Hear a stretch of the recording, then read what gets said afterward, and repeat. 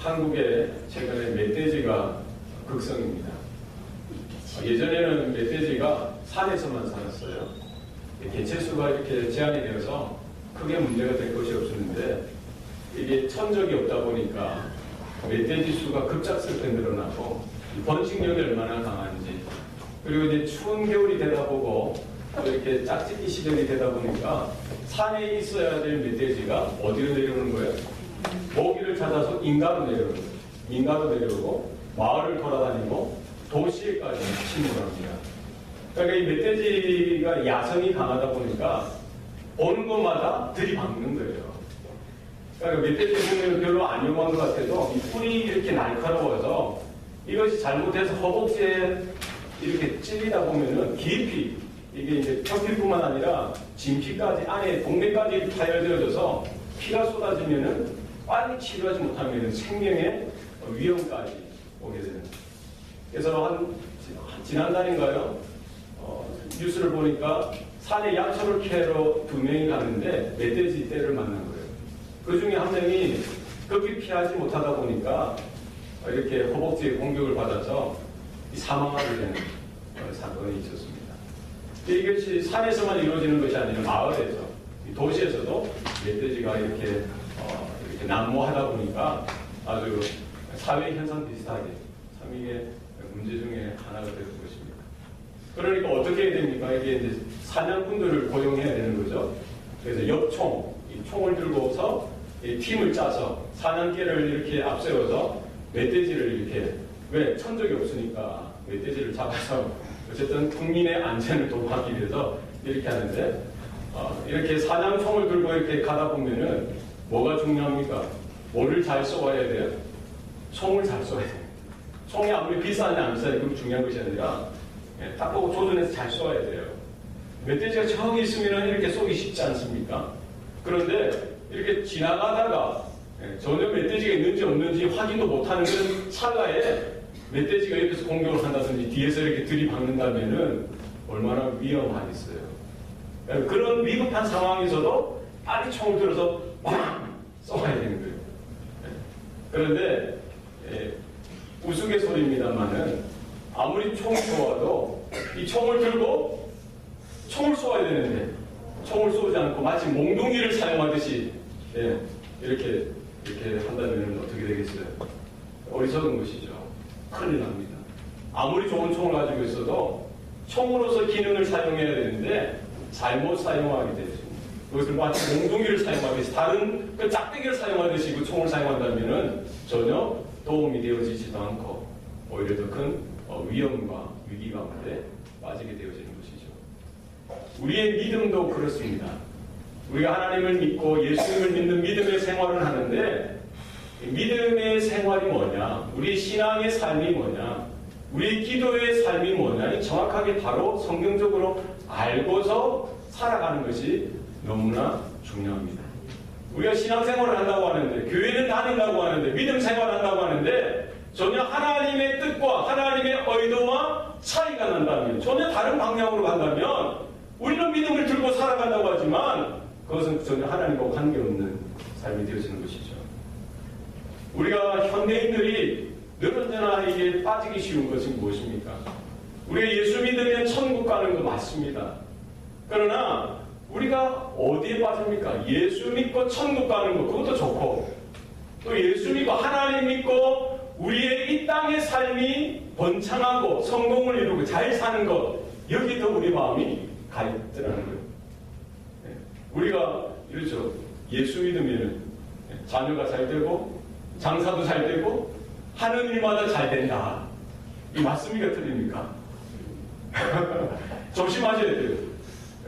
우리가 마치 자판기 동전놈에 뭔가 나오듯이 우리가 믿음 생활한다고 하는데 예배를 드리고 헌금 생활을 하고 또 교회 일을 하고 봉사를 하고 선교를 하고 전도를 한다고 하면서 우리가 하나님 앞에 그런 모습으로 잘못되어진 왜곡된 모습으로 설 경우가 있는 거예요. 내가 하나님 앞에 이만큼 드리면 하나님이 나한테 이만큼 보상하실 거야. 내가 시간을 드리고 예배를 드리고 헌금을 드리고 내가 하나님 앞에 다 이렇게 믿음으로 살아가려고 하는데 그럼 하나님은 뭐예요? 나에게 이만큼 해주셔야 되는 거예요. 혹시 우리 가운데 그렇게 생각하는 분이 있는지 없는지 모르겠어요. 그런데는 우리는 어떤 마음이 하나님과 흥정하려고 하는 거죠. 마치 우리 장사할 때 우리가 돈을 대가를 지불했으면은 거기에 맞는 더 많은 물건을 내가 가져오기를 원하는 마음처럼 우리가 새벽 기도도 그렇고 주중의 예배도 그렇고 우리의 삶의 헌신이나 우리의 섬김의 모습이 혹여나 내가 하나님한테 이만큼 헌신했으니 하나님은 우리에게 복을 주셔서 우리의 자녀들이 잘 되어지고 우리의 기업이나 우리의 장사나 우리의 뭐 여러 가지 경제 생활이나 이 땅의 삶이 더 풍성해져 가는데 우리의 마음이 혹시 있지는 않은지 모르겠어요. 마치 아라비안 나이트에 요술 램프가 있지 않습니까? 문질러면 누가 나타나요? 지니가 나타나요. 거인이. 주인님, 뭘 해드릴까요? 마치 우리가 기도도 그렇게 사용하고 있는지 모르겠어요. 우리의 믿음이라고, 우리에게 있는 믿음, 그것도 우리가 그렇게 사용하고 있는지 모르겠어요. 마치 하나님이 내 뜻을, 내 소원을, 내 마음을 충족하게 이루어 주시는 분으로 우리가 잘못 이렇게 받아들이고 있는지 아닌지 모르겠습니다. 이스라엘 백성이 애굽에서 430년 동안 종살이 하던 데는 그들의 주인은 그 애굽 땅의 바로였습니다. 세상이 그들의 주인이었고 바로가 그들의 주인이었고 세상의 여러 가지 것들이 그들의 주인이었어요. 그러나 언약의 하나님께서 그들에게 찾아와 주시고 그들을 그 애굽의 종되었던 자리에서 이끌어내어 주셔서 자유를 주시는 것입니다. 광야 인생을 통해서 정말 이제는 그 이스라엘의 주인이 하나님 여호와 되신다는 사실을 그들에게 보여주시는 것이죠. 광야의 삶은 무엇입니까? 하나님 살아계신 것을 바라보게 하시고 하나님을 경험하고 하나님을 체험하면서 하나님을 더 크게 사랑하고 하나님의 성품이 하나님의 형상이 그들 안에서 새롭게 회복되어지고 온전해져가는 그와 같은 모습 가운데 있는 것입니다. 우리가 예수 믿기 전에는 내가 내 인생의 주인이었고 세상이 나의 주인이었고 세상의 물질이나 성공적인 여러 가지 환상이 나의 주인이었어요. 우리는 거기에 맞춰서 살아갔던 것입니다. 그러나 우리가 예수님을 믿고 나서는 우리의 삶이 하나님께서 나의 주인 되신다는 거죠.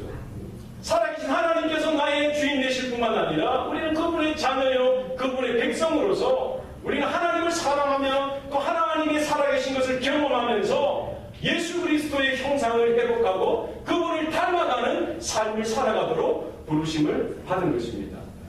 여러분, 믿음은 우리가 앞으로 잠시 하나님 나라에 들어가는 그 삶, 그 영원한 삶뿐만 아니라 이 땅에서 우리는 하나님을 경험하고 하나님을 사랑하면서 하나님의 형상을, 하나님의 성품을 하나하나 닮아가고 변화되어지는 데 있는 것입니다. 우리가 이 땅에서 부유하게 성공을 누리며 살 수도 있습니다. 또 가난하게, 열악하게, 힘들게 살 수도 있습니다. 그러나 우리가 이 땅에서 성공을 누리며 사느냐 가난하고 찌들리며 힘들어하며 사느냐 이것이 문제가 아니라는 거죠. 하나님이 나의 아버지가 되시고 그분이 내 인생의 주인이 되시고 우리에게 조그만 겨자씨 같은 이 하나의 믿음을 주셨으면은 그 믿음을 쫓아서 살아갈 때 우리는 그 어떤 환경 속에서도 하나님이 내 인생의 주인 되신다. 우리는 영원한 하나님 나라의 백성이다. 장차 그 하나님의 나라의 백성으로서 이 땅에서 우리는 하나님의 형상을 날마다 회복하고 그분의 성품을 닮아서 우리는 사랑하고 하나님의 거룩함을 회복하고 하나님의 복된 여러 가지 성품들을 하나하나 찾아가고 회복되어지는 데 있는 것입니다. 여러분, 우리의 믿음을 가지고 우리의 기도를 가지고 우리의 헌신을 가지고 하나님 앞에 나갈 때 흥정하려고 해서는 안 돼요. 하나님 내가 이만큼 드렸으니 하나님 나에게 이만큼 보상해 주세요. 이것이 아닙니다. 여러분, 성경에서 말하는 믿음은 무엇입니까? 하나님이 살아계시다는 거예요. 그분이 온 우주 만물을 창조하시고 역사를 지금도 주관하시고 장차 그 하나님 나라에 그 하나님의 백성된 저와 여러분 하나하나를 선택하시고 부르시고 하나님의 작품으로 빚어가시기를 원하시는 것입니다. 아주 유명한 예술가가 있었습니다. 저기에 불타는 장작더미가 있어요. 그 중에 장작들이 하나를 뺍니다. 타다 남은 것을 불 다 끄고 이제 뭔가 도구들을 가지고 와서 보고는 뭔가 일을 하기 시작합니다. 까만 때도 뺏기고 빼바로 막 문지르고 끌로 쪼아내고 정으로 치고 뭔가를 하나하나 만들어가면서 마지막에 무엇이 그 손에 남습니까? 대단한 마스터피스, 작품이 남는 거예요. 죄와 사망의 종로를 타던 영원히 형벌 받아 죽었던 저와 여러분을 예수님께서 오셔서 우리 한신령을 끄집어내셔서 붙들으셔서 주님의 손 가운데 올려놓으시고 우리의 때를, 죄의 때를 베끼시고 우리의 완악한 성품도 베끼시고 모난 부분도 베끼시고 끌로 찝으시고 깎아내시면서 그곳에 하나님의 형상이 드러나도록 하나님의 성품이 드러나도록 하나님의 작품이 되어질 수 있도록 하나님께서 만들어 가시는 것입니다. 여러분, 우리 교회 생활을 통해서 우리의 세상의 가정 생활을 통해서 우리가 있는 모든 삶의 봉사를 통해서 하나님께서 우리 한 사람 한 사람을 붙들어 주시고 하나님의 성령으로 우리를 깨우쳐 주시고 하나님의 말씀으로 우리의 모난 부분들을 깨워주시고 하나님의 그 성령의 역사로 우리의 심령이 강화되어져서 하나님의 성품으로 하나님의 형상으로 날마다 조금씩 변화시켜가는 그 일에 하나님은 붙들어 역사하신다는 사실입니다. 한번 이제 끄집어냈으면 포기하는 일이 없습니다. 마지막까지 하나님은 해내실 거예요. 우리가 이렇게 찬머리를 굴리면서 개기더라도 딴 데 세상 길이 좋다고 갈지라도 하나님 결코 그 손을 놓지 않으시는 거예요. 한번 부딪혔으면 끝까지 찾아와 주시고 그 부분에서 이렇게 작품을 만들어 가시는 것입니다. 여러분, 이 일에 있어서 큰 하나님 나라의 그림을 바라보시고 우리가 자원하는 심령으로 우리가 기뻐하는 마음으로 온전한 믿음을 가지고 하나님의 손에 붙들려지기를 소원하고 하나님 나를 만져주세요. 하나님 나를 고쳐주세요. 하나님 나를 회복시켜주세요. 2016년 한 해도 하나님의 능력 가운데 붙들려지고 내 모난 부분 나의 굳은 심령들이 하나님 변화되어져서 하나님의 영광을 담는 하나님의 영원한 찬송의 삶이 되어지길 원합니다. 이와 같은 고백이 우리 입술 가운데 가정 가운데 자녀들 가운데 있기를 소원합니다. 오늘 본문 말씀이 무엇입니까? 한번 다 같이 읽어볼까요? 시작. 내게 능력 주시는 자 안에서 내가 모든 것을 할 수 있느니라. 이 정도로 외우시죠? 네. 동서복음을 막론하고 한국 크리스찬뿐만 아니라 미국 크리스찬이나 아프리카 크리스찬이나 어디든지 좋아하는 성경 구절이 뭡니까? 10명 중에 5명 될까요? 8명, 9명. 대부분이 이 구절은 외우고 암송하고 애송하는 구절입니다. 내게 능력 주시는 자 안에서 내가 모든 것을 할 수 있느니라. 이 말씀을 들으니까 얼마나 가슴이 떨리고 뭔가가 이렇게 올라오지 않습니까? 뭐가 될 것 같고. 그런데 이 말씀처럼 잘못 오해되어지고 왜곡되어져서 사용되어진 말씀도 드물다는 거죠. 우리가 애송하고 우리가 기뻐하는 말씀이지만 정말 하나님의 말씀 그 본연의 뜻과 왜곡되어져서 오해되어져서 사용되어진다는 거죠. 이 말씀을 언제 사용하는 거예요? 내게 능력 주시는 자 안에서 내가 모든 것을 할 수 있다는 거예요. 내게 능력 주시는 자는 누굽니까? 하나님께서 내게 능력 주신다는 거죠. 성령께서 내게 능력 주신다는 거예요. 그 능력을 가지고 내가 뭘 할 수 있다는 거예요? 모든 것을 할 수 있다는 거예요. 뭘? 내가 원하는 모든 것을 할 수 있다. 맞습니까? 네. 하나님은 능력 주시고 그 능력을 가지고 내가 원하는 모든 것을 내가 할 수 있다. 맞습니까? 안 맞습니까? 네. 틀린 것 같아요? 맞는 것 같아요? 헷갈려요? 네. 그래서 이 말씀을 보통 어디에 적어놔요? 새해가 되면 자기 책상에 딱 적어놓는 거예요. 내게 능력 주신 자에서 내가 모든 것을 할 수 있다. 그러니까 대학교 이제 입시를 준비하는 학생도 이걸 말씀처럼 적죠. 시험을 준비하는 학생도 이게 적고 고시나 사시를 준비하는 학생들이 적어놓는 거예요. 올림픽에 나가는 크리스찬 선수들도 이 말씀을 적어놔요. 메이저리그 선수들도 인터뷰하는 거 들어보니까 내게 능력 주신 자에서 내가 모든 것을 할 수 있다. 이 말씀을 붙들고 MVP가 됐다는 거예요. 네. 코에 걸면 코걸이, 귀에 걸면 귀걸이에요. 네. 그래도 말씀을 붙들면 참 감사한 거죠. 감사하지만 사실은 우리가 말씀 어느 구절이든지 그 성경의 문맥 가운데의 1차적인 의미를 우리가 잘 파악하는 것이 중요한 것이죠. 하나님께서 그 말씀을 어느 형편, 어느 상황, 어느 배경에서 주셨는지 우리가 그 말씀을 잘 해석하고 또 내 2차적인, 3차적인 내 삶 가운데 그 온전한 해석을 잘 적용하는 것이 필요한 것입니다. 그래서 우리가 하나님이 내게 능력 주셨으니까 내가 원하고 내가 소원하고 내가 바라는 모든 일을 내가 할 수 있다. 이것은 아니라는 거죠. 어느 정도 우리가 하나님이 주시는 소원을 가지고 우리가 헌신하고 열심히 하면 하나님께서 거기에 상응하는 열매를 주십니다. 결과를 주십니다.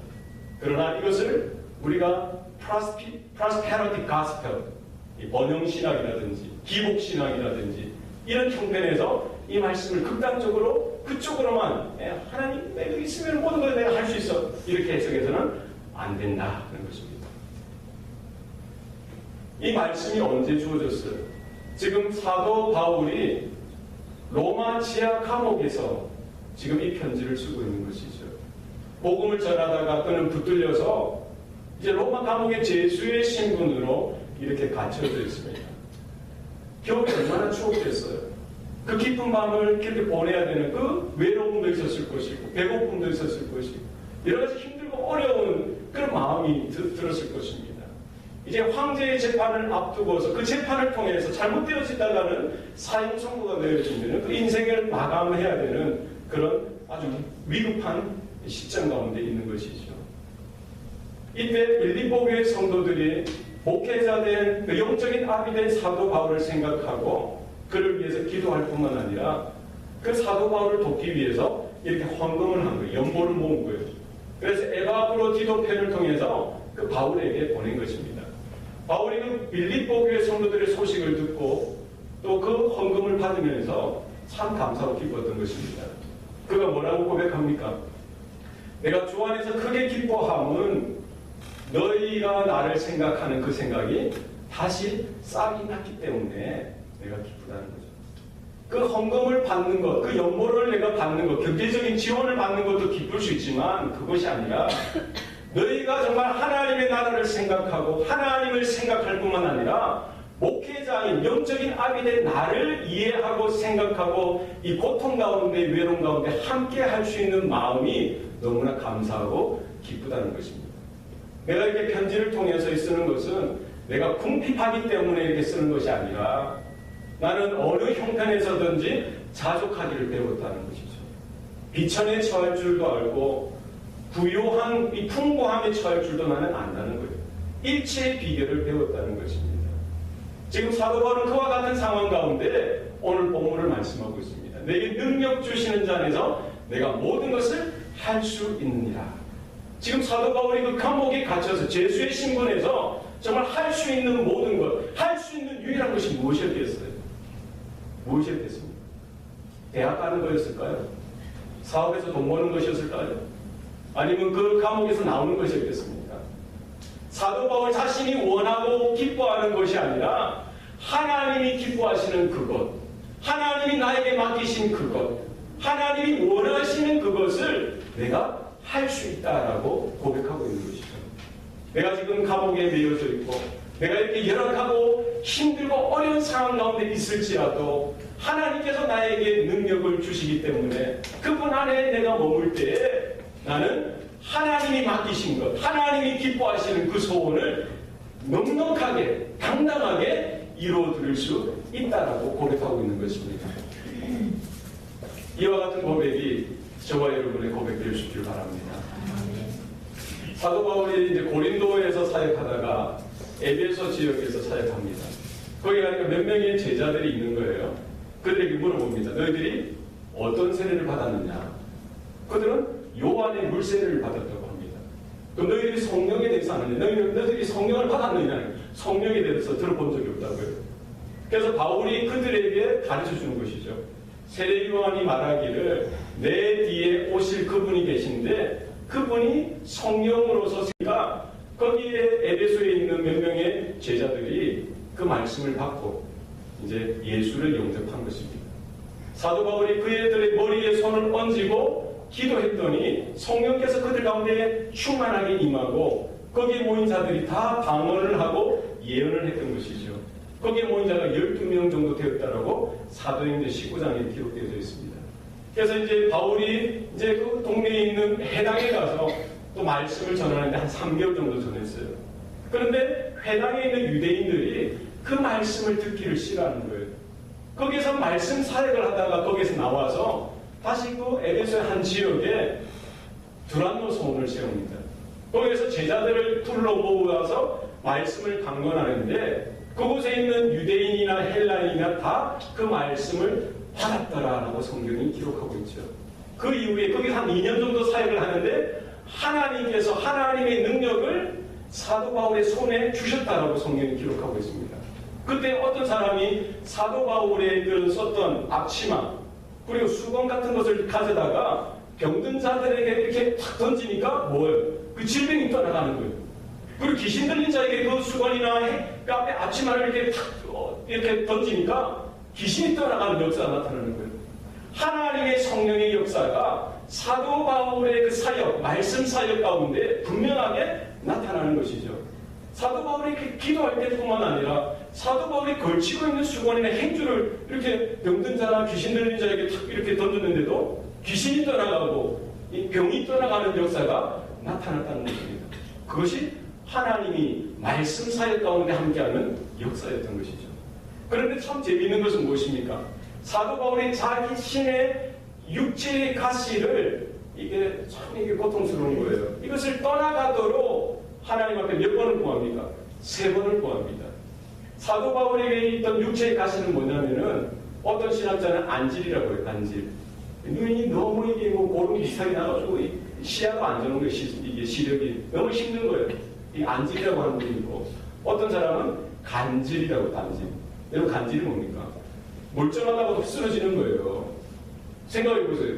목회자인 저희가 막 설교하다가 쓰러진다고 해보세요. 얼마나 복음 사역에 방해가 되겠어요. 얼마나 본인이 생각할 때 마음이 자괴감이 들겠어요. 그러니까 그게 안질인지 간질인지 잘 모르지만 어쨌든 그 사도 바울은 그 육체의 가시가 너무 고통스럽고 힘들어서 하나님 앞에 이 육체의 가시가 떠나가도록 3번이나 간절히 간구했는데 하나님은 어떻게 하십니까? 그 기도에 들어주지 않습니다. 그 능력의 사도 바울이 기도했는데도 그 기도를 들어주지 않으셔요. 오히려 뭐라고 말씀합니까? 내 은혜가 내게 족하다.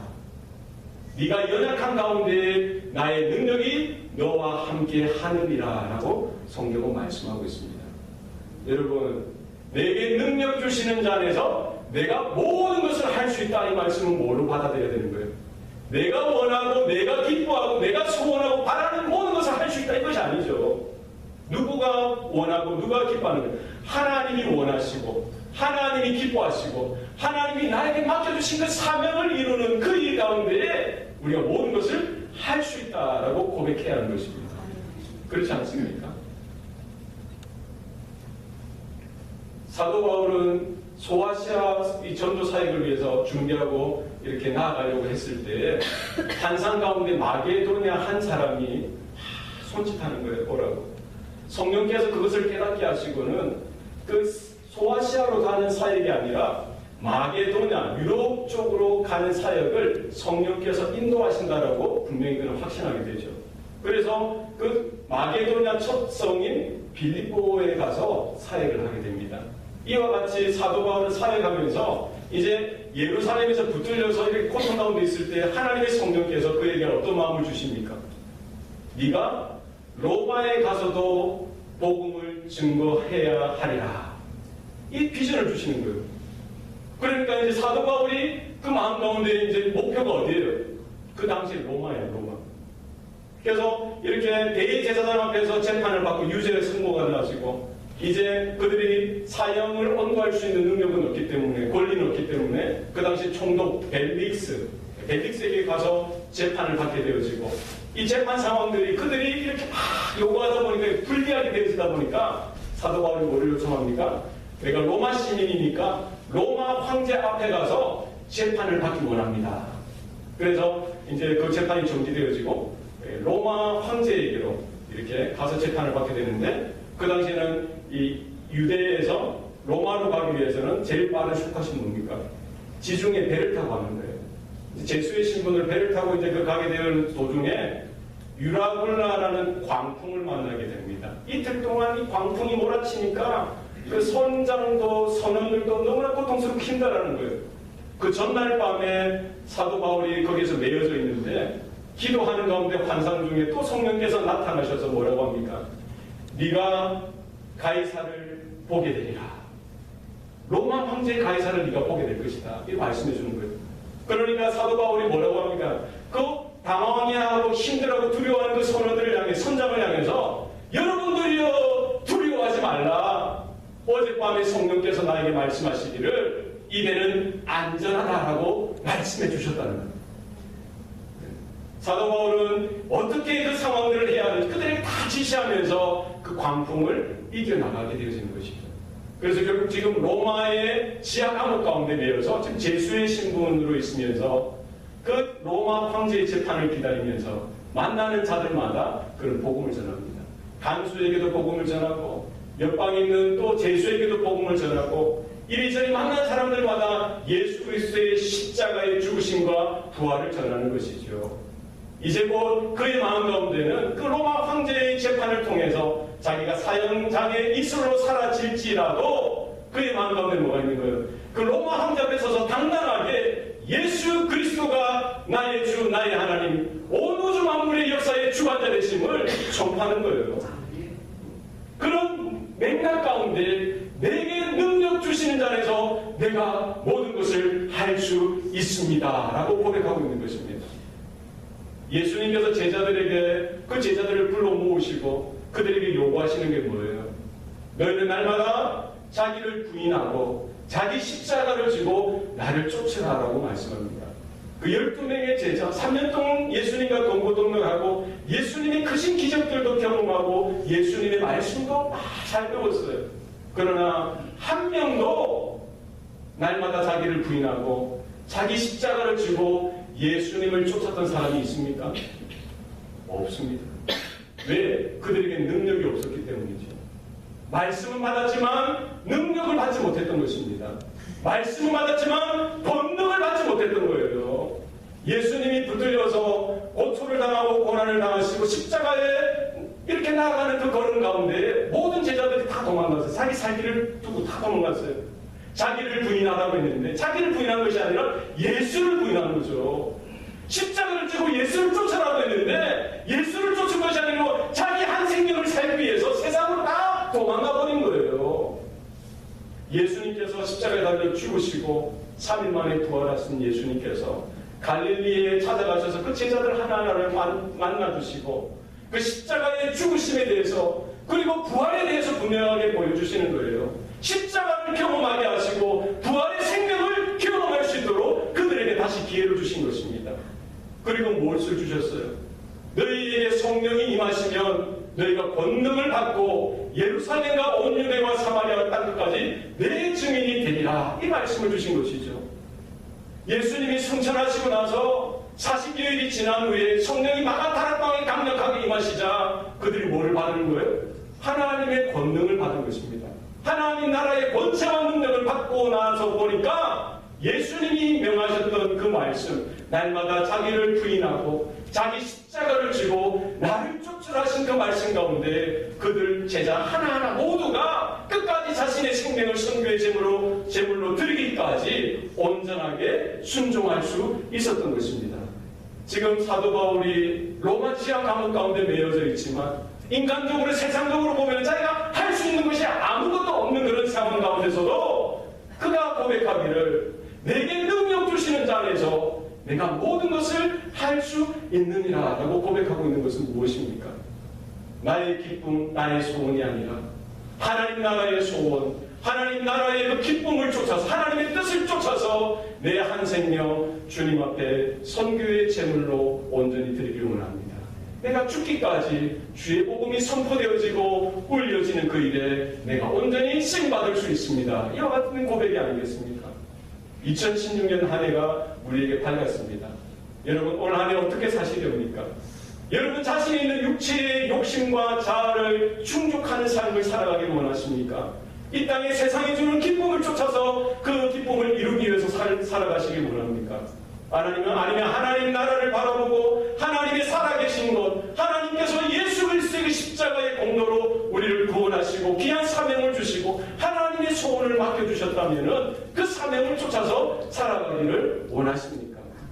여러분, 이 땅에서는 우리가 잘 살 수도 있어요. 하나님 은혜 주시면 왜 못 살겠어요? 하루아침에 우리가 이 땅에 떡떡거리고 많은 물질을 모으고 명예를 모으고 큰 권세 위에 하나님께서 세워주실 수도 있어요. 그러나 그 환경이 문제가 아니라 그 상황 가운데서도 그 물질이나 그 환경이 우리의 마음을 빼앗는 것이 아니라 그 순간에서도 나는 날마다 나를 부인하고 자기를 부인하고 내 십자가를 지고 주님을 쫓아가는 온전한 믿음의 고백이 그 상황 가운데도 있어야 합니다. 우리가 이 땅에서 정말 처절하게 실패를 거듭하고 남들은 알아주지 않고 가난과 찌들린 가운데 우리가 놓여져 있을지라도 그 가운데에서도 사도 바울이 고백했듯이 내게 능력 주시는 자 안에서 내가 모든 것을 할 수 있습니다. 이와 같은 고백을 우리가 드릴 수 있어야 되는 거죠. 여러분, 우리 상황이 문제가 아니에요. 우리 환경이 문제가 아닙니다. 지금 얼마나 우리가 이루었느냐, 얼마나 가지고 있느냐, 그것으로 자랑하지 마시기 바랍니다. 내게 없는 것으로 인하여 낙심하지 마시기 바랍니다. 내 안에 계신 분, 내 안에 영원한 생명을 주신 그 하나님의 은혜 가운데 서는 저와 여러분 되시길 바랍니다. 하나님께서 붙들어 주실 거예요. 우리에게 겨자씨 하나님만한 믿음만 있기만 한다면 그 믿음이 자라나고 역사하는 하나님의 나라가 임하는, 하나님의 권능이 임하는, 하나님의 권세가 임하는 귀한 도구로 사용해 주실 줄 믿습니다. 여러분, 우리의 소원을 구하는 것이 아니라 하나님의 소원을 구하시기 바랍니다. 내 마음이 아니라 하나님의 마음을 품으시기 바랍니다. 올 한 해도 우리 하나님을 닮아가고 하나님의 소원을 이루어드리는 복된 한 해가 될 수 있기를 소원합니다. 기도하시겠습니다. 살아계신 아버지 하나님, 로마 지하 감옥 가운데 내었던 그 사도 바울의 외침이 오늘 마지막 때를 살아가는 우리 모든 성도들의 고백이 되어지게 도와주시옵소서. 내게 능력 주시는 자 안에서 내가 모든 것을 할 수 있느니라. 하나님, 내가 실패를 거듭하고 좌절하고 낙심할 수밖에 없는 그런 환경 속에 처해져 있을지라도 내게 능력 주시는 자로 인하여 하나님의 성령의 임재 가운데 하나님의 소원을 바라보고 하나님의 맡겨주신 그 사명을 끝까지 붙들고 온전히 쓰임받기를 소원합니다. 하나님, 우리의 자녀들을 축복하여 주시되 이 세상에서 잘 되는 길이 아니라 하나님 나라를 준비하고 예수 그리스도의 피 묻은 복음을 선포하는 그 일에 온전하게 쓰임받는 우리의 자녀들 삼아 주시옵소서. 우리 사랑하는 주의 성도들, 하나님 여러 가지 물질로 인하여 힘들어하고 환경으로 인하여 고통당하고 있습니다. 질병으로 인하여 아파하고 있습니다. 하나님, 긍휼 베풀어 주세요. 불쌍히 여겨주세요. 하나님의 능력이 임하는 기회가 되어지게 하여 주시고 하나님의 권세와 능력이 임하게 하여 주셔서 하나님, 그 환경에도 불구하고 하나님을 고백하게 하시고 주님을 향한 온전한 믿음으로 마지막 우리 숨이 닿는 순간까지 우리에게 있는 모든 것 하나라도 남김없이 하나님의 나라와 주의 복음을 위하여 쓰임받는 귀한 인생 삼아 주시옵소서. 하나님, 이 교회를 축복하여 주시기 원합니다. 주님의 피 묻은 복음이 선포되어질 때마다 하나님, 죄와 사망에 매여 있는 자들이 돌아오게 하여 주시고 하나님의 나라를 향하여 영원히 활짝 열려지게 하여 주셔서 주님과 동행하고 주님을 사랑하고 예수 그리스도 그 생명 가운데 하나님의 나라, 하나님의 형상을 날마다 회복을 이루는 복된 성도, 복된 교회 되게 하여 주옵소서. 감사드리고 예수님 이름으로 기도합니다. 아멘.